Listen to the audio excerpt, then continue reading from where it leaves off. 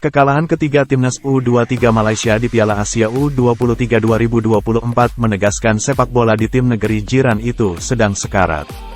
Harimau Muda mengakhiri turnamen 2 tahunan AFC tersebut tanpa poin.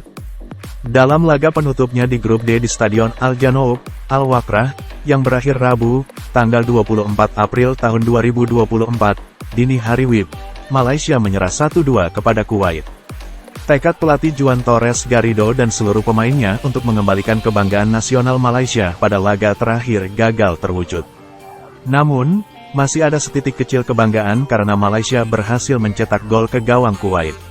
Sebab, dalam 2 laga sebelumnya, Harimau Muda dikalahkan Uzbekistan dan Vietnam dengan skor kembar 2-0. Kekalahan Malaysia dari Kuwait diwarnai petaka kartu merah terhadap kiper Syih Izan pada menit ke-45. Syih Izan berusaha menghalau bola dari luar kotak penalti, tapi malah menjatuhkan pemain Kuwait Salman Al-Awadi.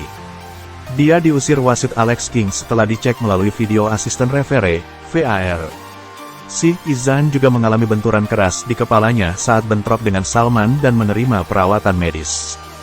Insiden itu berdampak buruk pada Malaysia karena striker Lukman Hakim Syamsuddin harus dikorbankan agar kiper cadangan Firdaus Irman Fadil masuk.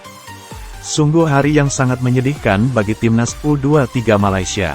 Pada menit ke-84, giliran Kuwait yang harus bermain dengan 10 orang setelah Salman Al-Awadi mendapat kartu merah karena melakukan pelanggaran brutal terhadap Umar Hakim. Kegagalan total Malaysia di Piala Asia U23 2024 ini berimbas pada penilaian peringkatnya. AFC menetapkan Harimau Muda sebagai tim paling buruk, atau berada di peringkat terakhir dari 16 peserta turnamen 2 tahunan di Qatar itu.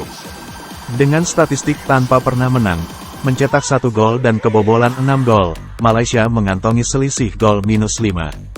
Uni Emirat Arab persis di atasnya, atau peringkat ke-15 dengan selisih gol -4. Di atasnya lagi, atau peringkat terburuk ke-14 ada Yordania dengan 1 poin.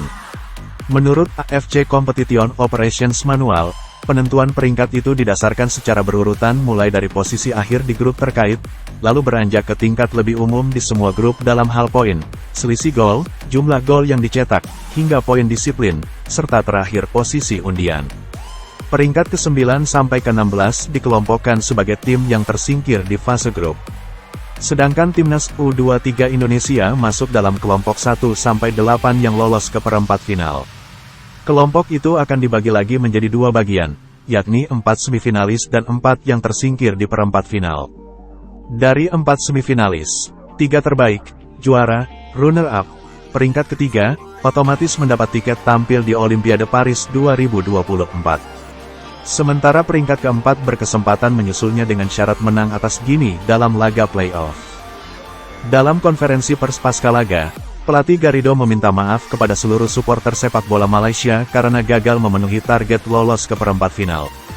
Pelatih berusia 44 tahun asal Spanyol itu mengaku sulit menggambarkan perasaannya dan situasi tim hingga menerima hasil mengecewakan yang tak disangka-sangka.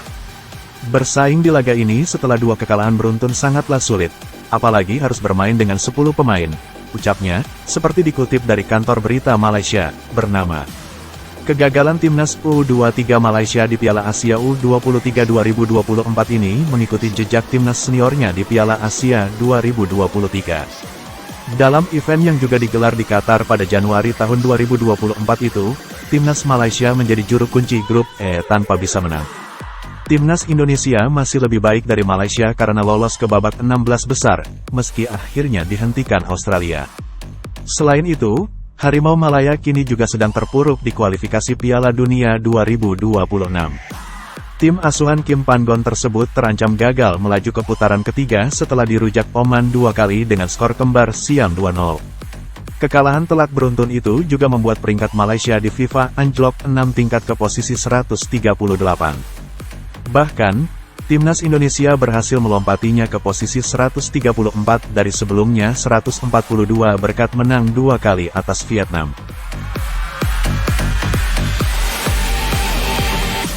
Download Tribun X sekarang, menghadirkan lokal menjadi Indonesia.